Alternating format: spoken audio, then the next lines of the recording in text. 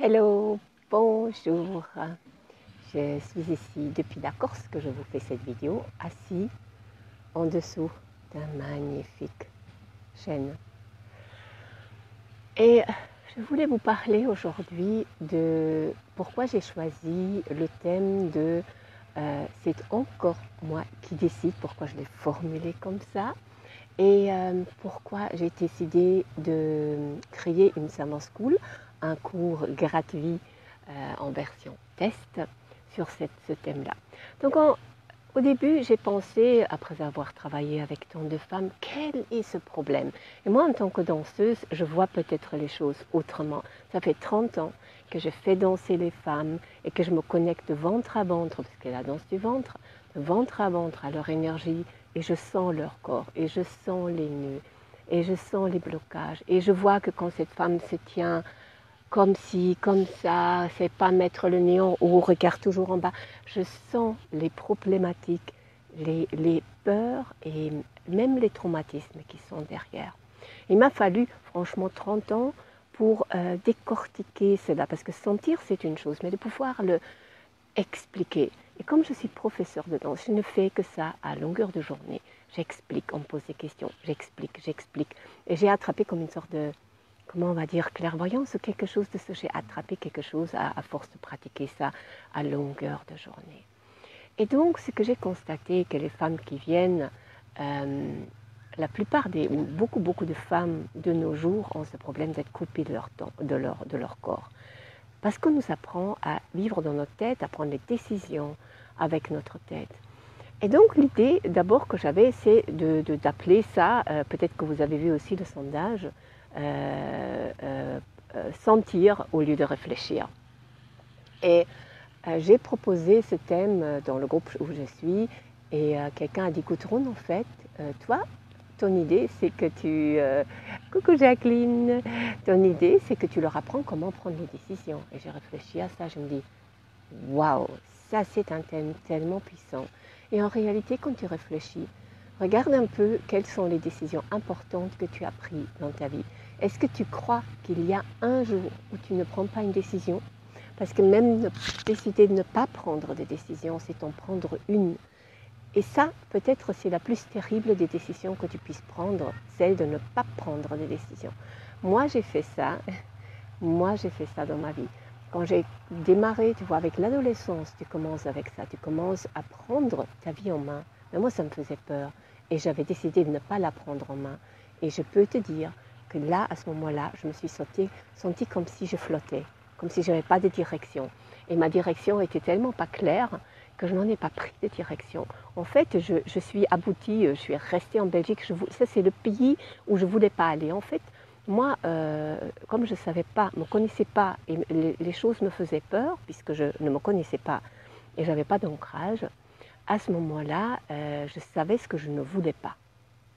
Et tu sais quoi? Toute ma vie a été basée, jusqu'à il n'y a pas si longtemps, sur cette histoire-là, de savoir ce que je ne veux pas et d'éviter ce que je ne veux pas. Et ça, avec ça, tu reçois ce que tu demandes, c'est-à-dire tu reçois ce que tu ne veux pas. Et ma vie était vraiment la preuve. Bon, maintenant, je trouve en réalité que chaque détour, tu peux le transmuter en expérience, en or, et tu apprends. Mais la différence entre prendre les bonnes directions et les détours, c'est que dans les détours, tu apprends par la souffrance, et dans la bonne direction, tu apprends par l'énergie positive, la lumière, la réjouissance, et ça va plus vite. Non seulement un détour est un détour, mais tu accélères sur cette voie. C'est ce que j'expérimente à l'heure actuelle. Et c'est aussi mon plus grand souhait de pouvoir t'enseigner cela pour que tu arrêtes de faire tes détours, que tu comprennes comment tu prends. Coucou tu apprennes comment prendre les décisions dans ta vie avec en écoutant ton corps, parce que ton corps, il ne ment pas, ton corps, il vit dans l'instant présent, et c'est la chose dans ton être qui se trouve directement en communication avec ton âme.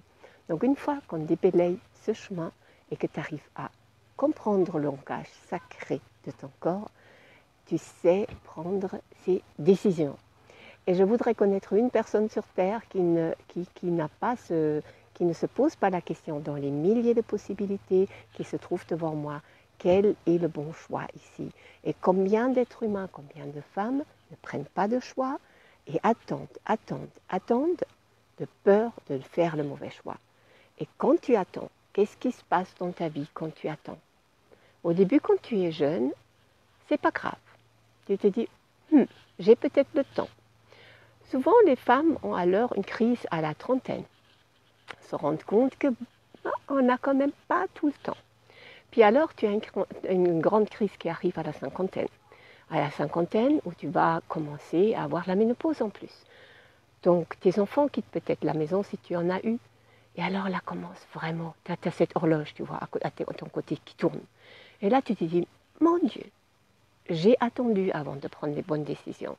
J'ai eu peur, je ne savais pas. Donc du coup, au lieu de faire, je n'ai rien fait. Pire des choses.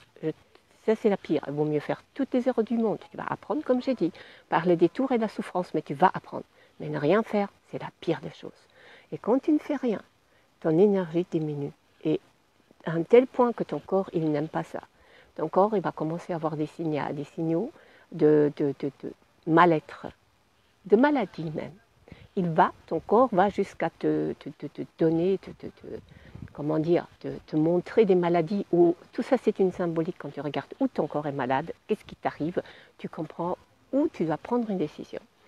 Et donc, cinquantaine, pour celles qui ont déjà dépassé ce cap, grande crise, parce qu'on se voit vieillir si on n'a pas pris les bonnes décisions ou si on n'a pas du tout pris de décisions. On n'a toujours pas compris pourquoi on est là, on n'a toujours pas compris ce qu'on peut faire dans la vie, il commence à y avoir une grande urgence. Parce que la seule chose qu'on ne veut pas dans la vie, c'est d'arriver à 80 ans et de se dire j'ai raté ma vie, d'avoir ce sentiment-là. Ouais.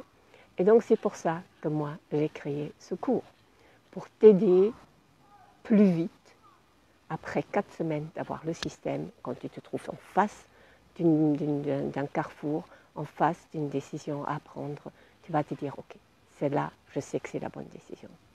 Et même, je ne pense pas que quelqu'un puisse enseigner un système infaillible.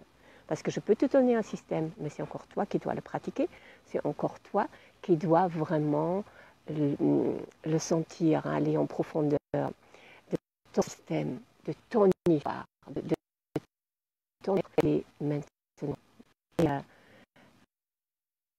si tu fais des erreurs, tu vas pouvoir vite revenir sur le chemin.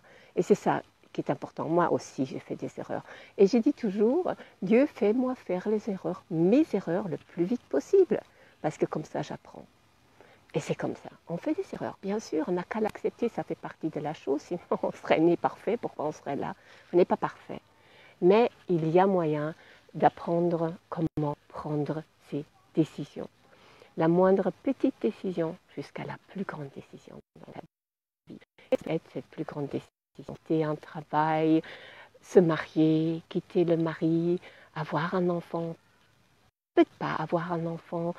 Qu'est-ce qu'on peut avoir comme grande décision dans sa vie? Il y en a tellement.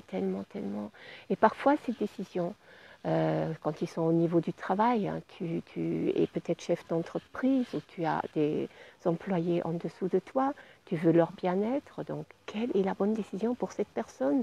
Pour l'entreprise, je devrais la virer, comment est-ce que je vais lui présenter ça? Comment je vais faire pour que cette personne saisisse que ce que je fais ici, c'est aussi une opportunité pour elle?